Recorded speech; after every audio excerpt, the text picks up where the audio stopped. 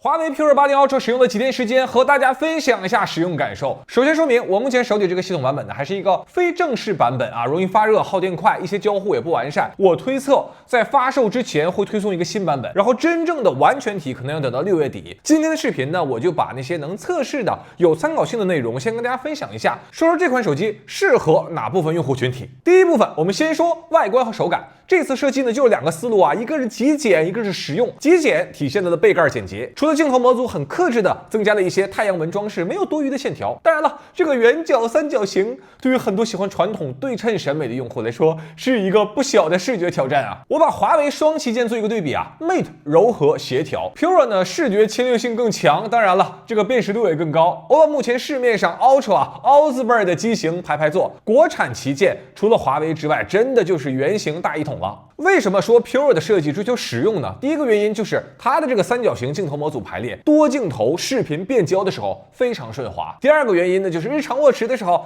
大圆设计啊，普遍右手食指伸展不开，而这一点对于 Pura80 来说，食指则可以舒适的移动啊。当然了，对于左撇子用户来说啊，这段掐了别播。手感上 Ultra 233克不算轻，机身厚度 8.38毫米，其中镜头模组厚度呢和 Pro 加以及 vivo 超大杯是几乎相同的。如果说我对于手感有什么抱怨，可能就是它没有采用平面边框，毕竟一个主打影像的 Pura 经常需要横屏握持，那么光面弧线的边框呢，我觉得还是有一点点滑。当我们点亮屏幕，Pura 会比 Mate 整体小一圈窄一截，边框宽度呢两者几乎相同。Pura 没有正面 3D 人脸解锁，主要通过侧面的指纹识别按键和2D 面容进行解锁。侧边指纹按键啊，除了解锁功能之外，还加入了很多手势，比如说双触打开相机、滑动切换不同镜头、轻触进行拍照。专业模式下呢，长按锁定曝光和对焦。这是第4款啊加入相机控制的旗舰手机。不过和之前3款单独增加按键不同的是，华为是直接把它融入在了开机键当中。日常的使用程度呢，跟之前哥几个反正也差不多啊。我自己使用几天，觉得最有用的其实还是自拍场景，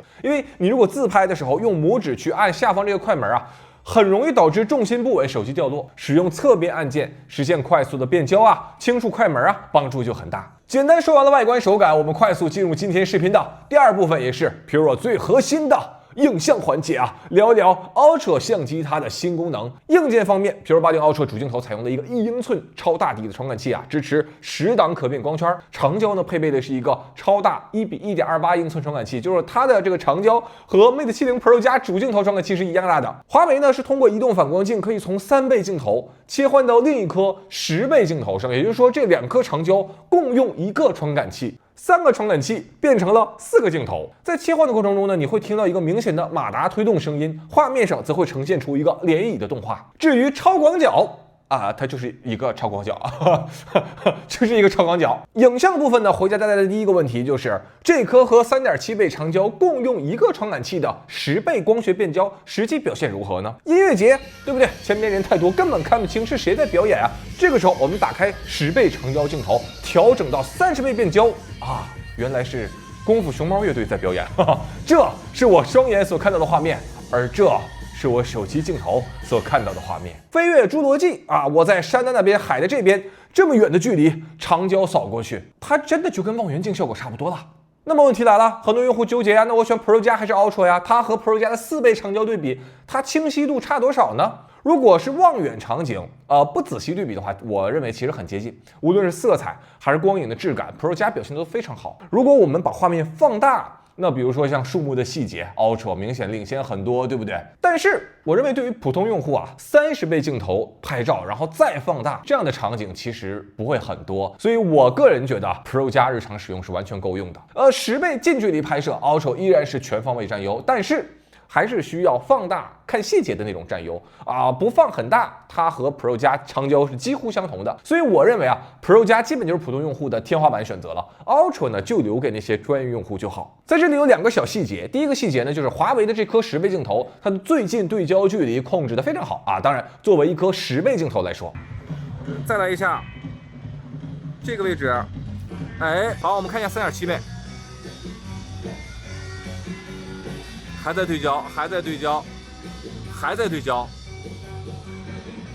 还在对焦，好家伙，在这个位置大概第二个小细节呢，就是在录制视频的时候，这颗10倍长焦是不参与工作的，所有10倍以上的焦段都是3.7倍长焦所完成录制的。我推测啊，可能是从3.7倍切换到10倍镜头的时候，它会有一个这种涟漪的延迟嘛，这一点对于视频录制效果来说可能影响会比较大。另外，3.7倍镜头它是无裁切的去利用传感器，本身进光量也会更大，可能华为就索性关闭掉了10倍镜头的视频录制。影像部分的第二个问题就是用3.7倍镜头，它录制的视频和 Pro 加长焦录制视频差距大吗？大家请看 VCR 实测，哪怕是3.7倍的长焦 ，Ultra 在细节上依然是获胜的啊！这还是在测试版本固件的前提下，所以 Ultra 就是 Ultra， 这一点大家不用怀疑。那么我们对比目前安卓，我认为视频最强的 vivo X200 Ultra， 两者细节其实表现很接近，但是华为它的颜色是跟我肉眼看到的色彩几乎相同。华为这次另外一个超级升级是暗光下的曝光控制，也就是动态范围的显示。明明画面细节差不多的情况，大家可以看一下华为对于灯笼啊各种颜色的灯笼，它的曝光控制之精准，这一点真的非常的强。好了，我知道大家已经开始期待这颗主镜头的暗光表现了。这一次 P2080 Ultra 主镜头独占了一个超高动态视频录制。那这是华为吹牛，还是说它真有东西啊？我们再次请看 VCR 主镜头对比 iPhone， 大家能看到在这样一个暗光下很明亮的小铺子吗？哇，我跟大家说啊，现在华为它不仅光线控制非常接近人眼啊，而且这个色彩也非常非常准。哇，这个真的非常厉害。再看一下这一圈对于灯笼光线的控制，我直呼好家伙！当我行走起来的时候，这种视频的稳定不抖动，华为都是超强的存在。超广角的曝光控制这一点华为要弱于苹果，但是因为它的传感器更大，所以说画面暗光细节要更加丰富。暗光拍摄这里我们必须还要再说一下舞台模式，对不对？疫情之后我发现好像演唱会大火呀，很多用户都希望自己去演唱会的时候能通过手机拍摄到喜欢的歌手那个怼脸的瞬间，对不对？怼得越近越好。华为这一次呢也给手机新增加了舞台模式，和 vivo 那个舞台模式不同啊，华为它的舞台模式呢是只能自动识别，一旦识别出舞台场景就自动开启了，挺简单是挺简单，但是有一个问题就是，如果它没有识别出来，你想手动进入舞台模式还进不去。你拍照的话，它会增加那个曝光时长嘛，就会导致糊片。这是我在测试过程中我觉得不够顺手的一个环节。在这个场景中呢，我坐的位置依然是全场最后一排的位置啊。然后我们同时开启长焦录制视频，对比 vivo 超大杯。华为在这里有一个最大的优势啊，就是它的舞台模式默认是支持 4K 的 ，vivo 那个舞台模式呢就是1080p 比较保守的一个分辨率，所以说在这个环节上 vivo 无论是曝光啊还是色彩都非常出色，但是分辨率环节落了下风。华为分辨率的优势呢主要体现在3.7倍焦段啊，就如果我们放大比如说10倍焦段，那这个时候 vivo 华为两者表现几乎相同了，因为他们都是裁切到了1080p 左右的画质。演唱会的照片拍摄呢，华为和 vivo 表现也很接近啊，在如此远的这样一个距离啊，在这样一个暗光环境中，然后舞台人物快速运动的状态下，这样的拍摄效果应该就是目前手机的一个极限了。在这里我再补充一下，和 P2080 Pro 加的对比啊，细节上 Ultra 依然更强啊，比如说头发的细节啊，衣服的细节啊，后边车轮的细节，对不对？龙的皮肤细节。父子间的爱真是坚不可摧呀，就跟父子一样。难怪之前我们驯服不了他。影像方面的第三个测试自然是人像，我们看一下人像三巨头，先对比3倍焦段 ，OPPO 呢是3倍焦段，华为和 vivo 呢则是更接近4倍焦段，所以说人会显得更大一点。色彩的话，华为和 OPPO 又更加接近啊 ，vivo 呢色彩更浓郁。这一代华为对于发丝识别进行了提升，6倍人像啊，依然是神仙打架。放大给大家看一下细节，大家觉得哪一张最好看？皮肤呼吸感还原哪一张表现最好？这是发丝的对比，这是衣服细节的对比。那么看完了后置拍小姐姐，我们再看一下前置拍小哥哥那不得不说华为这个瘦脸幅度应该是三者里比较明显的然后这个呢就是自拍皮肤质感的对比。影像部分的第4个场景测试 AI 变焦，什么意思呢？它灵感其实来自于之前在小红书上特别火的一个活动啊，就是我看到的我拍到的这样一个活动，大概就是说看到的是一个很普通的画面，但拍下来的呢却是一个很漂亮的照片。核心其实就是人眼看到的是没有重点的广角，而拍到的则是经过精心构图的长焦。华为是在这个概念的基础上，然后利用 AI 大模型学习了超过50万张照片的构图思路。也就是说，当你打开相机，你的手机会自动匹配 AI 构图中的元素，如果匹配上了，它会在相机上呢出现一个引导点，看到吗？它就找到这个小车有个小点儿，然后我现在把这个手机缓慢的移动到这个小点上，只要对齐，看到了吗？啊，当你把这个手机旋转准确的转移到这个小点上，手机就会自动的完成对焦。比如说大家看啊，拍一朵小花，可能普通用户拍照的时候觉得那对着小花拍一下不就好了吗？但是 P580 它会告诉你，不要把花放在这个画面的正中央，稍微偏一点点更有美感，对不对？多人合影，手机呢会平衡每个人的位置去构图啊，和一个巨大机器人去合影，它会选择一个比较适中的画面比例。建筑是 P580 很擅长的一个场景啊，比如说这个小钟楼，这时候它会自动变焦到3.7倍长焦。比如说这个咖啡馆，这个时候发现2倍变焦刚刚好。我必须要说，这个明暗对比拍摄出来的照片还挺漂亮的。这里处理了一个摄影师的铜像，大家可以看一下这个构图，对于普通用户来说确实是很有帮助的。P580 不仅可以构图啊，还可以连续构图。就比如说我第一次拍摄的是一个变焦到4倍，然后它拍摄了一个带楼房的广告牌，如果这个时候我原地不动，手机又会自动的开启2次构图，变焦到10倍，然后来一个广告牌的特写。我自己的使用感受啊，从现在水平来看呢，这个构图和专业摄影师的水平那还是有着不小差距的，所以进阶用户其实用不太上这个功能。华为这套体系它一个更大的价值，其实是让普通用户能够接触到长焦。我身边有非常多的朋友啊、家人啊，旗舰机买回来他就只用过1倍主镜头，我看他们想把那个画面放大，都是把那个照片缩放之后，然后截图，就超广角啊、长焦镜头几乎没有用过。那现在有了这个 AI 构图，其实是给这部分普通用户一个接触长焦、了解长焦的机会，用全新的视角去观察这个世界。今天影像部分的第5个有趣测试，华为这次新增的自定义色卡。P580 系列上，华为给出了4个全新的调色盘，分别是自然、胶片、电影和动漫。你可以理解为这是一套比滤镜更先进的色彩科学。它和滤镜相比有2个核心的差别，第一个就是它完全可逆，你可以在拍照前套上这套色彩，也可以在拍照后去掉这个色彩，去还原原来真实的世界，这是滤镜所做不到的。第2个优势呢，则在于自定义色卡，它可以保护人脸的肤色，不让肤色去跟随滤镜去变成奇怪的颜色。关于这个自定义色卡，我的几个使用感受分享啊。第一个感受呢，就是这个色卡除了可以自由编辑保存之外，还可以分享给其他人啊。当然了，你也可以直接把这个色号念给他听。第2个是我觉得有一个不太合理的点啊，就是它饱和度的这个调节向上滑动居然是降低饱和度。这个设定和我用过的所有调色软件都不一样啊，不知道华为为什么这样一个设定。影像部分的第6个场景测试，全景照片。传统的全景拍照大概已经诞生13年了，这个算法居然13年来一直没有改变升级。传统全景拍照存在2个最大的问题吧。第一个就是你不知道它从哪儿开始，从哪儿结束才能让你想拍的那个核心场景处在画面中央。比如说我拍的这个环球影城的中国大剧院，它其实就最后拍到画面左侧了。第2个问题呢，就是因为我拍摄过程中我需要这样一直旋转着手机进行拍照，这就出现了一个中间的小姐姐被连续捕捉成拖影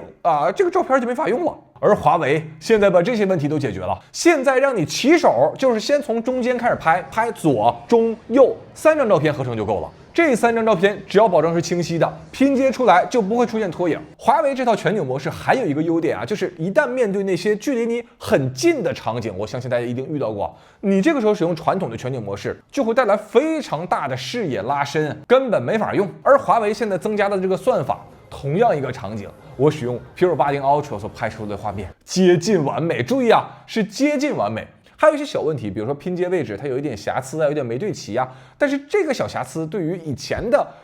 全景模式拍照来说可以忽略不计了。除了竖向握持，你也可以横向握持，让你的画面视野铺满整条街。我跟大家说，我拍这张照片的时候，我感觉自己拍的不是照片，我拍的是清明上河图。华为这套算法它有一个缺点呢，就是因为它不是连续拍摄的嘛，所以它为了保证几张照片的曝光一致，就关闭了多帧合成。暗光场景中呢，那个暗部细节就会比较少了。但是一般也没有人说黑灯瞎火的在那拍那个全景模式所以说我觉得这个不是特别大的问题。我觉得全景照片不会是一个很高频的使用场景，可能很多用户买回来这个手机都用不了几次。但是华为把这个低频的场景变得更简单、更好用，就让它从低频向高频转变成为了可能。如果再有机会出去玩，看到山川湖泊我可能因为这个功能就想带着这款手机去试一试。除了以上几个大升级还有几个小细节。第一 ，P580 Ultra 它的预览画面非常精准，无论是宽容度还是分辨率，和拍照后的那个画面几乎相同，所见即所得的感受非常明显。第2个就是 Live Photo 画质大提升。第3，